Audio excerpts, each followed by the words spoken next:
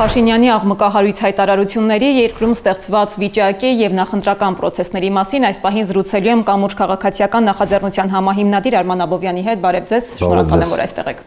Պարոն Աբովյան, լսեցինք Փաշինյանի հայտարարությունները և ինչպես միշտ Փաշինյանի գրեթե բոլոր ելույթներում հիմնական առանցքը խաղաղությունն է, խաղաղության ճանապարհը, բայց տպավորություն է, որ Փաշինյանը գնում է ոչ թե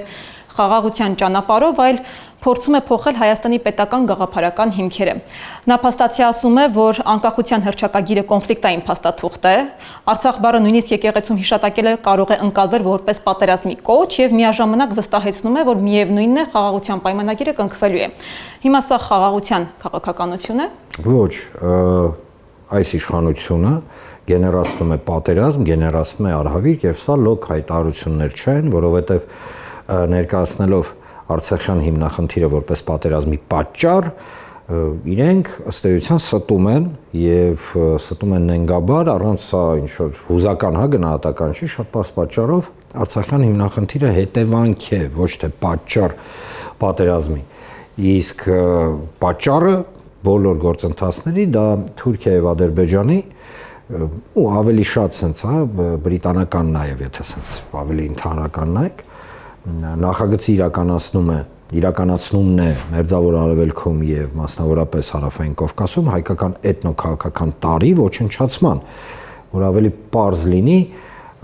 այնինչ այսօր այս իշխանությունը անվանում է որպես խաղաղություն, կարելի է ընկալել որպես խաղաղություն միայն մի տեսանկյունից, դա թուրք-ադրբեջանական տանդեմի տեսլականից, օրինակ, շատ հետաքրքիր է հարցնել իշխանություններին Արցախում խաղաղությունը,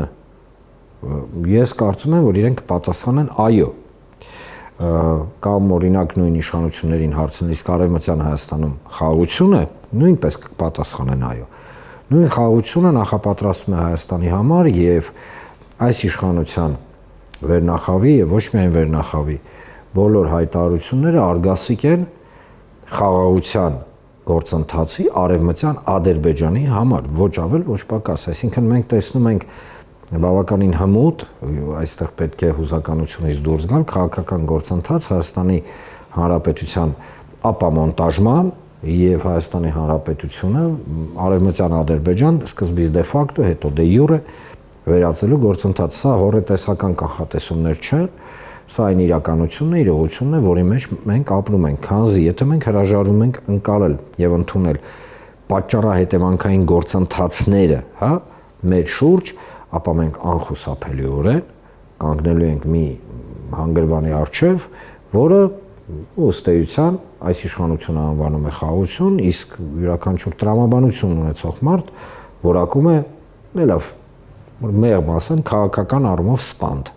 Վերջին մեկ ամսվա ընթացքում քանի անգամ մեր իշխանությունը խոսել է խաղաղության պրոցեսի մասին, եռակի անգամ ավելի, վերջին մեկ ամսվա ընթացքում միայն 100 անգամ Ադրբեջանը խոսել է Արևմտյան Ադրբեջանի մասին ու ագրեսիվ տոնով։ Տեսեք,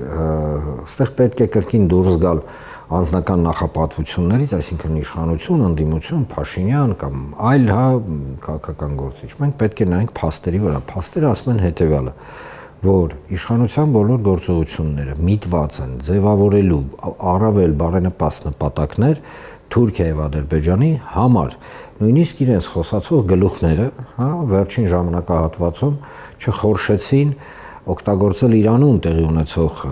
իրադարձությունները, պահանջելով, պատկերացնեք, Յան ազգանունով մարդ,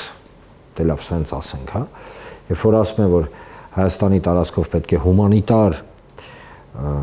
միջանցք տրամադրվի, որ այդ խեղճ ու կրակ ադրբեջանցիները հարաբերվեն Նախիջևանի եւ օկուպացված իդեպ Նախիջևանի եւ Ադրբեջանի միջև, մենք մոռանում ենք շատ կարեւոր մի բան, որ դա ըստ էության Հայաստանի ներսից իշխանամետ զանգվածի կողմից Զանգեզուրի միջանցքի լեգալիզացման գործընթացներ, որը կարծես թե թրիփի շրջանակներում կանգնեց, բայց չդադարեց։ Այս իշխանությունը գործում է կոլոբրացիոնիստական, այսինքն կատարածու Թուրքիա եւ Ադրբեջանի հիմնական նպատակների իրականացման տրամաբանության ներքո, քանզի իրենք տեսնում են եւ իրենք սրբիացը սրբոց համոզված են, որ միայն եւ միայն Թուրքիա եւ Ադրբեջանի հետ հարաբերությունների պայմանական, հա, բարելավման, իսկ իրականում նախապայմանները կատարելու պարագայում իրենց իշխանությունը կլինի, ինչպես իրենք են կարծում, հարատև։ Պետք չէ վախենալ, պետք չէ վախեցնել մարդկանց պատերազմով, ինչի միջալոց բավականին ակտիվ իրականացնում է իշխանությունը, երբ որ կրկին վիրավորում է, զգում եք նույնիսկ փորձում են բառեր ընտրել, որոնք նեյտրալ կլինեն, բայց չի ստացվում, վիրավորում է մարդկանց, երբ որ ակնհայտ գործընթացը համարում է կամ անվանում է խաղաղություն։ Չկա խաղաղություն, չի կարող լինել այս պայմաններում։ Բայց այսօր ասում եք ցույց տվեք միտեղ, որտեղ խաղաղ չէ, որտեղ կրակում են։ Եթե չեն կրակում, ուրեմն խաղաղ է։ Եթե բեռները գալիս են, ուրեմն խաղաղ է։ Ես ցավով պետք է արձանագրեմ, որ երեք Եվրոպական խորհրդարանի ամբիոնից նույնիսկ շնորհակալություն հայտնեց այդ բեռների համար Ալիևից։ Այս շնորհակալությունը նույն կերպ ընկալվում է, որ Ալիևի զորքերը ռմբակոծում են Ստեփանակերտի ծննդատուրը կամ Ալիևի ավազակները հայերի վիզն էին կտրում, ըստ էության դրա համար է շնորհակալությունը հայտնվում, որտեղ կոմպլեքսում Պուտինային իսկ երբ որ ասում են, որ մի կետ ցույց տվեք, որտեղ չեն կրակում, եթե ես մեկ ամիս առաջ ասեի, որ Դուբայը ռմբակոծելու են, կարծում եմ 99.9% մարդիկ կծիծաղեին իմ դեմքին, չէ՞։ Նույնը այստեղ խաղաղությունը դա ոչ թե երբ որ չեն կրակում, այլ հնարավորություն չունեն կրակելու, երբ որ չեն լարվածություն գեներացնում թշնամիները, այլ դու զրկում ես լարվածությունը գեներացնելու հնարավորությունից։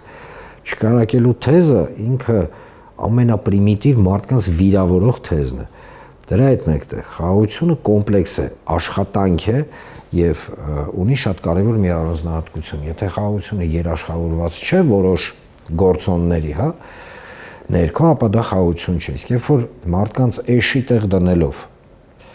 փորձում են առաջ մղել, որ տնտեսական գործոնը, առևտուրը կարող է լինել երաշխիք խաղաղության, ապա եկեք իրենց իշխանություններին մարդկանց մարդիկ գիտեն։ Հիշեցնենք, որ գետ մեկ պետություն չկա, որը իր հարևանին հետ փորձել է պատերազմի կամ գրավի եւ մինչ այդ չունեցե հարաբերություններ տնտեսական։ Խորհրդային միության ժամանակ ադրբեջանցիները եւ հայերը ունեին նույնիսկ նույն անձնագրերը եւ նույնիսկ այնպիսի հարաբերություններ էին, որ շատ դժվար է, չէ, դասակարգել լարված։ Մեկ գիշերվա մեջ հայերը ենթարկվեցին սպանդի։ Ուրիշ օրինակ բերեմ, փոխկապակցվածությունը Իրանի եւ Պարսից ծոցի թագավորությունների առևտրատնտեսային, որտեղ Իրանը վաճառում էր բավականին մեծ ծավալի օրինակ գյուղմթերք, որը հաշվարկվում էր միլիարդավոր դոլարներով։ Չխանգարեց, որ Իրանը ուղղակի սկսի ոչնչացնել այդ պետությունները։ Ու նվազագույնը տնտեսական պոտենցիալը։ Այլ օրինակ բերենք ռուս-ուկրաինական պատերազմը։ Այն տնտեսական փոխհարաբերությունները, որոնք ունեին ուկրաինացիները եւ ռուսները, ոչ մի պետություն, ես ձեզ վստահաբար ասում եմ, չուներ փոխկապակցվածության պահով։ Կանգնացրեց դա օրինակ Բրյանսկ քաղաքի ռմբակոծությունը կամ Կիև քաղաքի ռմբակոծությունը։ Այդ հայտարարությունները, որոնք դուք ցիտեցիք, իրենք հաշվարկված են այն մարդկանց վրա, ովքեր նվազագույն ունեն մտավոր ունակությունների խնդիր, այսինքն ոչ լիարժեք են մտավոր առումով։ Ցավոք իշխանությունը համարում է ժողովրդին այդպիսին, բայց ժողովուրդը այդպիսին չէ, մարդիկ այդպիսին չեն։ Եվ այն մարդիկ, ովքեր համարում են, որ հայ ժողովրդի հիմնական մասը մտավոր հաշվանդամ է, ուրեմն մտավոր հաշվանդամները իրենք են, որովհետև չի կարելի վիրավորել մարդկանց, փորձելով նարատիվ առաջ տանել, որ գիտեք ինչ կա, եթե Ադրբեջանը մեծահոգաբար բենզին է մեզ վաճառում, ուրեմն չի գա սպանի։ Տեսեք, որ ավելի կենցաղային բայց եթե եկեղեցում ասեք Արցախ, կգա ու կսպանի։ Այո, ինչ վերաբերում է եկեղեցուն, գիտեք, եկեք մի փորձ անենք, հա, եւ փորձենք ոչ թե մատնանշենք մեղավորին, այլ հարցեր տանք եւ թողենք հետեւությունները մեր հերոստատիտողներին։ Տեսեք, Ադրբեջանը համարում է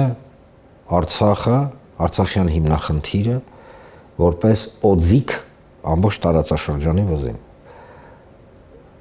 Այսինքն մեզ հայերիս է համարում որպես օձիք, բայց տվյալ դեպքում խոսենք Արցախից, հայկական որ քաղաքական ուժն է նույնը համարում։ 1. Պատասխանեք, որ ուժը, տեսեք, անուն չեմ տալիս, երկրորդը։ Ադրբեջանի հոգևոր առաջնորդ ներողություն Կավատի Սուտինյորի դեմքով մի հատ մարդ է Ալաշուքյուր Փաշազադը անվանում է հայ եկեղեցին տերորիստական կազմակերպություն, որը ռևանշիստ է եւ ուզում է պատերազմ։ Հայկական որ քաղաքական ուժն է համարում հայոց եկեղեցու սպասավորներին, բարձրաստիճան սպասավորներին, տերորիստ եւ պատերազմի կուսակցության ներկայացուցիչ։ Անցնենք առաջ։ Ադրբեջանը պահանջում է Հայաստանի Հանրապետության սահմանադրության փոփոխություն եւ ըստ էության պահանջում է ձևավորել այնպիսի մի փաստաթուղթ, ինչ է սահմանադրությունը, անձնագիրն է, չէ՞ պետության, համաձայն որի իրենց ավելի հեշտ կլինի արդեն դե յուրե իրավական մասով իրականացնել արևմտյան Ադրբեջանի դե ֆակտո լեգալիզացիան այստեղ, երբ որ առաջին փուլով կբերեն ադրբեջանցիներին։ Ով է, որ քաղաքական ուժն է Հայաստանում, նույն մեկին մեկ հիմքերը առաջ տալիս պնդելով, որ պետք է սահմանադրությունը փոփոխվի։ Տեսեք, անուն չեմ տալի քաղաքական ուժի, համեմատականներ եմ հասկացնում։ Եվ ի վերջո, որ քաղաքական ուժն է համարում Հայաստանի կամ հայ ժողովրդի ու ենթադրենք, սենց վերցնենք, արժանապատվությունը, պատիվը, սերը դեպի հայրենիք որպես դեստրուկտիվ գործողություն Ադրբեջանը եւ որ քաղաքական ուժն է Հայաստանում դա համարում կարող եմ ասենց անվերջ շարունակել հասկացեք մենք ապրում ենք մի իրավիճակում երբ որ ցավոք վերնախավը որը կառուցում է շարունակում է կառուցել իր քաղաքականությունը մենակ մեծ մտքի շուրջ ինչպես մնալ ավելի շատ իրենց առանձնասենյակներում իրենց պարգևավճարներից ասես կարճած իրենց թանգանոց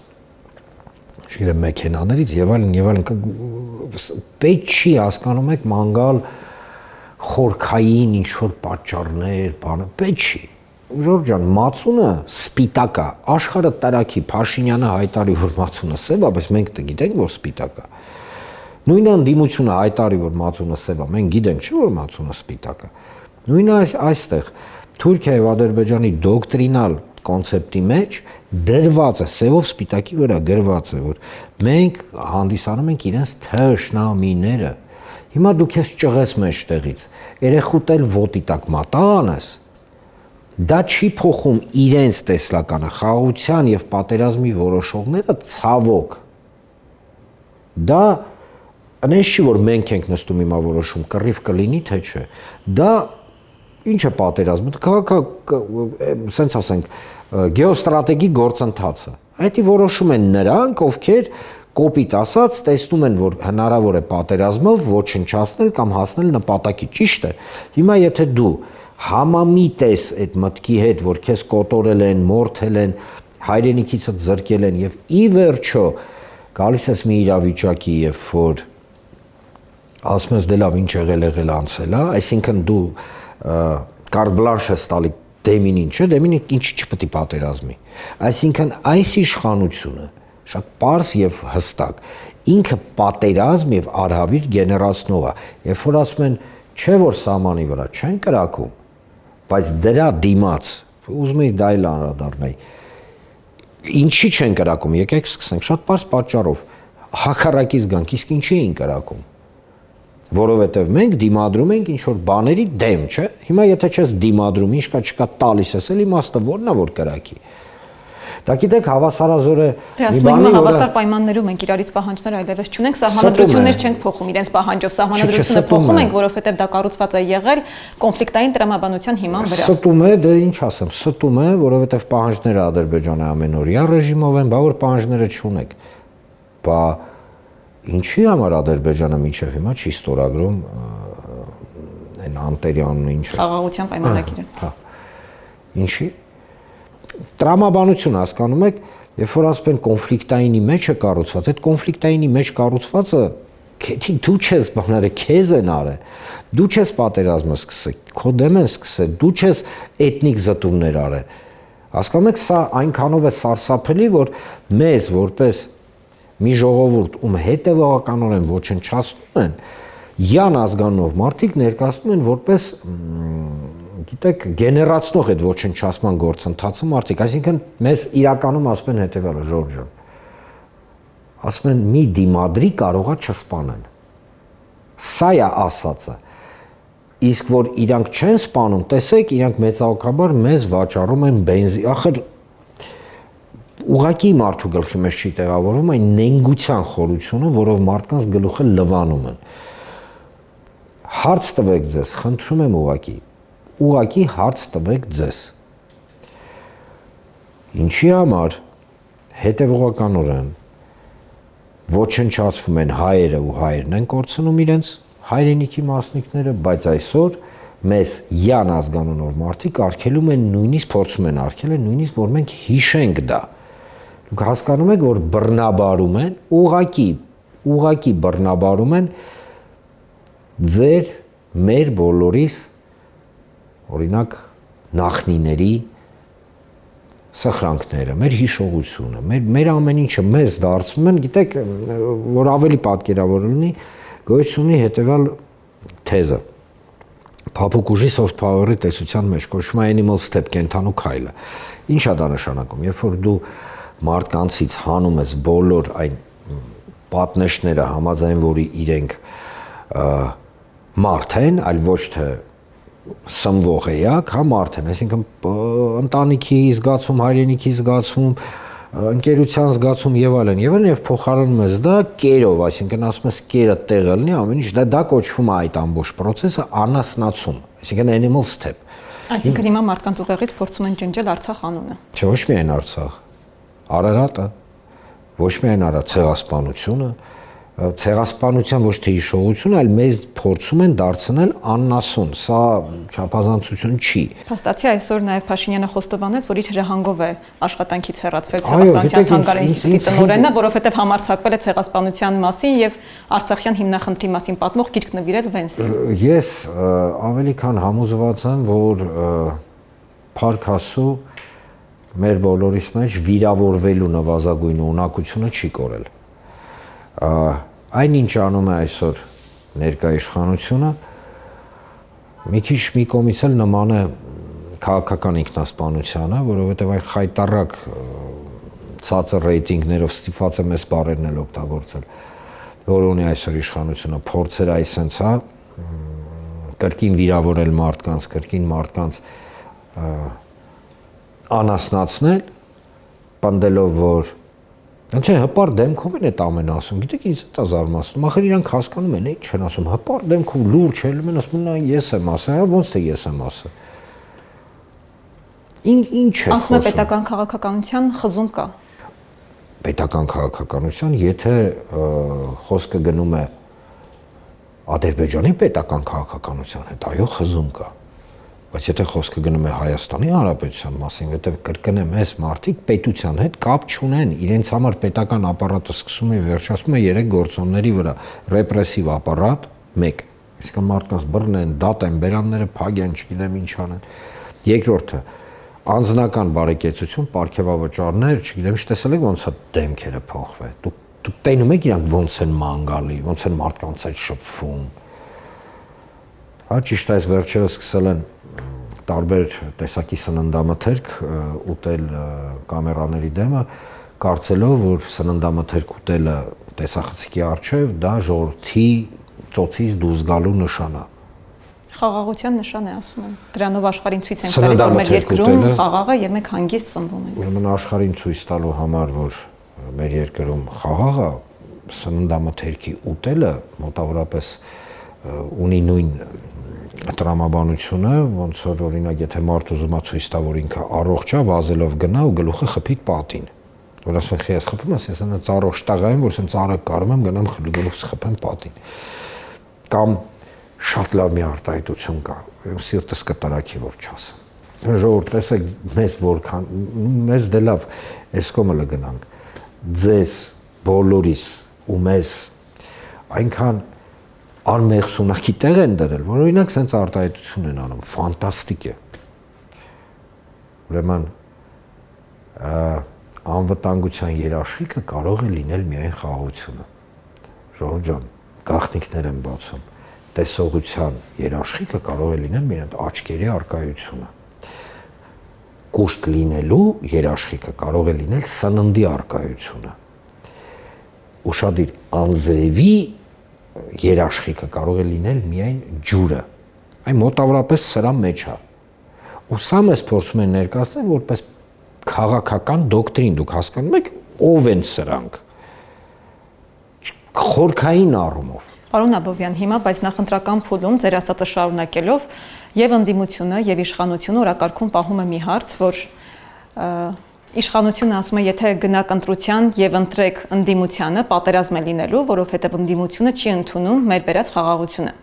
Ընդդիմությունն ասում է, եթե գնաք եւ ընտրեք իշխանությանը, ընտրելու եք Ալիևին եւ պարտվողի քաղաքականությունը։ Հիմա ընտրողը ինչով առաջնորդվի, եթե ոչ պատերազմ է ուզում, ոչ էլ Ալիևին ու Ալիևի քաղաքականությունը։ Ժողովուրդ ջան, ոչ մեկին մի լսեք ձեզ։ Միայն ձեզ լսեք։ Իրականում մի լսեք, ոչ իշխանություն, ոչ ընդդիմություն։ Տեսեք, դա օրինակ բան եմ ասում, բայց այնուամենայնիվ լսեք ձեզ, հարց տվեք ձեզ։ Կարող է խաղաղությունը լինել առանց երաշխիքների, առանց երաշխավորված, ասես խաղաղություն լինի, եթե քո կոնտրագենտում է դու խաղաղություն ես փորձում հաստատել, քեզ սպառնում է ու պնդում է, որ քո տունը իր տունն է, այսինքն արևմտյան Ադրբեջանի թեզը կարող է լինել խաղաղություն։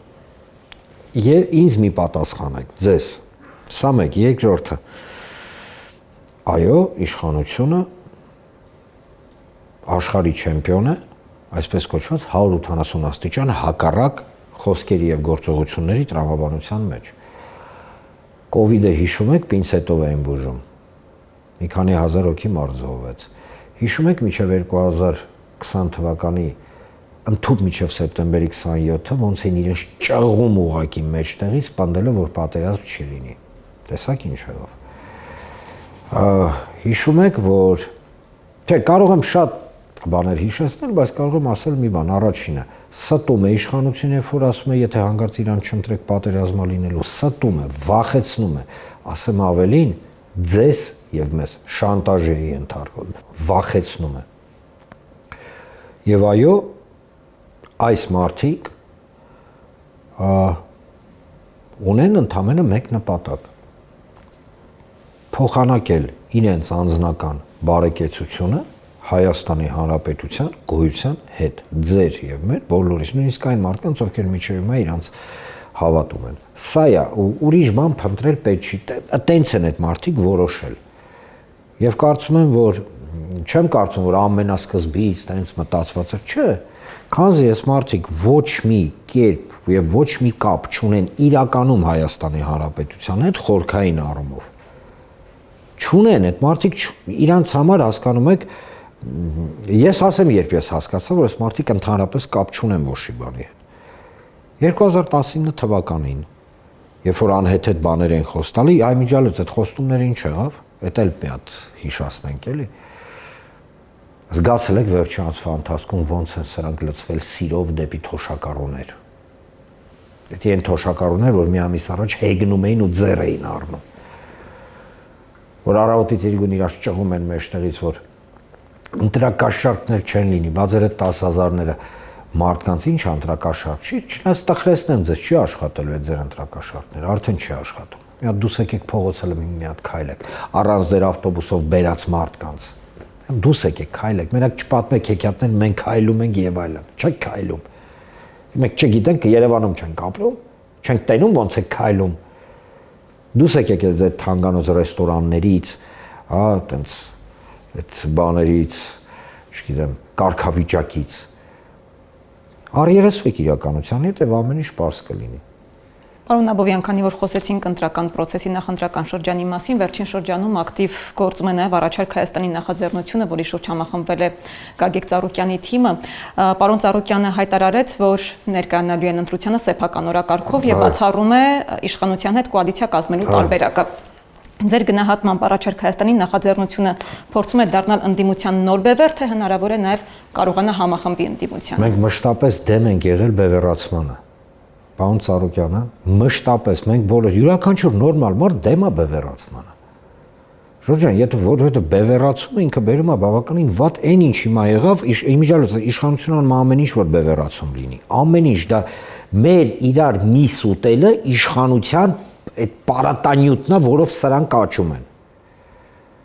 Ինչ վերաբերում է առաջարկ Հայաստանին, առաջարկ Հայաստանին այն պլատֆորմը, որը գալիս է ոչ թե վերևից ներքև տաքու կաբինետներից մարդկանց, այլ հակառակ։ Մարդ գիտի խնդիրը, գիտի լուծումը, առաջարկում է եւ եթե այդ լուծումը պայմանական համապատասխանում է խնդրի լուծման հիմնական տեսլականին, ինքը ներառվում է այդ ամբողջ process-ի մեջ։ Եվ առաջարկ Հայաստանին իրականում առանց չափազանցնելու ժողովրդական պլատֆորմ է, այո պլատֆորմ։ Եվ այո ինչու ոչ, ինքը վերկուսակցական է, արդեն դուք գիտեք բազմաթիվ քաղաքական ուժեր հայտարարել են, որ առաջարկ Հայաստանի պլատֆորմին միանում են օրինակի համար, թող ինձ ներեն իմ գործընկերները, չեմ կարող չասել այդ օրինակ վերցնենք Սուրեն Սուրենյանցը եւ Անդրանիկ Թևանյանը։ Տարբեր ընդհանրապես տարբեր գաղափարական հենքերի վրա են այդ մարդիկ։ Տարբեր, երկուսին էլ իրականում շատ հարգում եմ, շատ, բայց տարբեր են այդ մարդիկ։ Հիմա ինչ, ստացվում է, որ այդ տարբեր բևեռները պետք է իրար միս ուտեն, փորթափեն, ոչ։ Ոչ, այդ մարդիկ տեսան, որ գոյություն ունի։ Եվ իրանց թիմերը տեսան առաջարկ Հայաստանի գաղափարը, իրենք իրենց առաջարկներով հանդես եկան եւ այդ գաղափարի ներքո հիմա այս process-ի մեջ են։ Բայց դիմադիր ընտրազանգված այսօր բավականին պահանջկոտ է, պարոն Աբովյան։ Ինչ պիտի առաջարկի առաջարկ Հայաստանի նախաձեռնությունը, որ կարողանա ընդդիմադիր ընտրազանգվածի համար ընկալելի լինել եւ ընդունելի։ Առաջարկ Հայաստանի պլատֆորմը ինքը ոչ թե աշխատում է զանգվածի վրա, ընդդիմադիր կամ իշխանական։ Ինքը ժողովրդի իրականում, ժողովրդի տեսլականից ծնված մի պլատֆորմ է, մի դե լավ դոկտրին է, այսպես ասենք։ Եվ ոչ թե առաջարկ Հայաստանին է առաջարկում, այլ առաջարկ Հայաստանին ինքը սիստեմավորում է, հավաքում է, վերլուծում է, դարձնում է որոշակի ստիպված եմ ասել որպես product եւ ասում է Ժորժ ջան, էսա ձեր ասածը պատկերացրեցիք օրինակ դե լավ որտեղից է ծնվել երաշխավորված խաղաղության դոկտրինը, հա, Ծառուկյանի, որը ինքը հնչեցրել է, որտեղից մարդիկ հարց են տալի, այս իշխանությունը առավոտից իրիկուն ճղում է իրան, որ եկել է խաղաղություն, բայց տարածքները օկուպացված են, ադրբեջանցիները գալիս են Հայաստան արդեն վստահաբար տեսած կլնեք, չեն աշոցքում, որ ձեռները գրպանները դրած թուրքը մաներ գալի, իրա տունն էր ման գալի, տենց լուրջ դեմքով տերը հետ է եկել, էլի տենց էր իրան դրսևորում։ Մարդիկ ասում են, խափում է այս իշխանությունը, բա խաղաղությունը ոնց պետք է լինի։ Այո, այդ հիման վրա մարդիկ տարբեր մասնագետներ, վերլուծաբաններ, դիվանագետներ, տարբեր ոլորտի մասնագետներ առաջարկ են նախապատրաստել, որ միակ խաղաղության դոկտրինը դա երաշխավորված խաղաղությունը, այդ ոնց է այդ խաղաղությունը երաշխավորվում։ Այդ ամենը ներառված է առաջարկ Հայաստանի մեջ։ Գյուղատնտեսություն։ Պրիմիտիվ բան եմ ասում, շատ պարզ, որի մասին Երևանում ցավոք չի խոսվում։ Գեղարքունիքի մարզում օրինակ բերքը հավաքում են, բերքը չեն հասցնում վաճառ, փչանում է այդ բերքը։ Ինչ պետք է անի գյուղացին։ Մի տարի գլուխը պատով տվել է, առավոտից երեկո անտանելի պայմաններում աշխատել է։ Մի կերպ ծերը ծերին հասցնելով հիմա այդ բերքը չի վաճառում, ինչ պետք է անի։ Գալիս են ասում են Ժորժ ջան, միակ ելքը, հա, հեծանիվ հորինել պետք չի, պետք է լինեն օրինակ սառնարային տնտեսություններ։ Ահա, խնդրեմ։ Այսինքն չկա պուճուր եւ մանր խնդրեմ։ Կան խնդիրներ, որոնց լուծումը գալիս է տակից, այսինքն տակից ես նկատի չունեմ հատակից, այլ հասարակական ընկալման մեզ բոլորից։ Ես անձամբ լինելով վերլուծաբան, այո, կան խնդիրներ կապված, չգիտեմ, արտաքին քաղաքականության հետ։ Այո, ես եմ իմ պուճուրիկ ինչ որ մի մասը առաջարկի, որ Ժորժ ջան, օրինակ իրանական кейսում սենց պետք է վարվենք, ճիշտը սա է։ Կամուրջ քաղաքացիական նախաձեռնություն է մեր գործընկեր Լուիզա Սարգսյանը օրինակ, մեր գործընկեր, հա, Ռաֆայել Հունանյանը եւ այլն։ Մենք ինչ ենք արել, նստել ենք, մտածել ենք, որ այո, խնդիր կա, խզված այդ կապերը Հայաստանի ներսում, հասարակական կազմակերպությունների Սփյուռքի հետ եւ այն պետքա վերական կամուրջներ պետք է կառուցենք։ Ձևավորել ենք ձևաչափ եւ այդ ձևաչափով շարժվում ենք։ Ասեմ ավելին օրինակ, Շաքե Իսայան, Միքայել Մելքումյան, տնտեսական գծով եւ սոցիալական գծով, Տիկին Իսայանը սոցիալական գծով